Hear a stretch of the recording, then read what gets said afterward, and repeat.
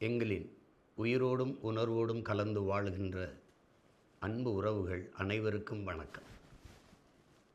21ஆம் தேதி திருச்சியில் நடந்த மாநாட்டில் பேரெழுச்சியாக எமது இன சொந்தங்கள் கூடியிருந்தீர்கள். இது நம் இனத்தின் திருவிழா. எல்லோரும் கூடுவோம். தமிழ் பேரின பெருவிழா. வென்றுவாகை சூடுவோம்.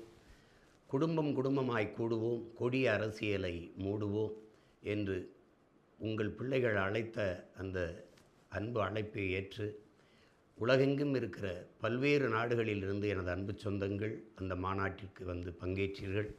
தமிழ்நாட்டில் எல்லா மாவட்டங்களிலிருந்தும் பேரெழுச்சியாக எமது இன சொந்தங்கள் இந்த எளிய பிள்ளைகளின் கொள்கையை, அவர்கள் முன்வைக்கிற அரசியலை புரிந்து கொண்டு பேரெழுச்சியாக கூடியிருந்தீர்கள். இது தமிழரின வரலாற்றில் பெரும் மாறுதல், பெரும் ஒரு மாபெரும் புரட்சி. அதிலே பங்கேற்ற ஒவ்வொருவருக்கும் என்னுடைய நிறைந்த அன்பும் மகிழ்ச்சியும்.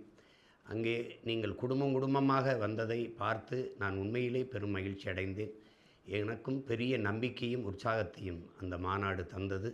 பங்கேற்ற ஒவ்வொருவருக்கும் என்னுடைய அன்பும் வாழ்த்துக்களும். நம்முடைய பணி தொடரட்டும். இது ஒரு தொடக்கம்தான்.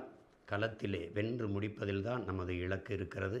எல்லோரும் ஈடுபாட்டோடு அரும்பாடு ஆற்றி நாம் வெற்றியை தொடுவோம். எல்லா வேதனைக்கும் ஒரே ஒரு மருந்து தான் இருக்கிறது, அது சாதனை. அந்த சாதனை தான் வெற்றி.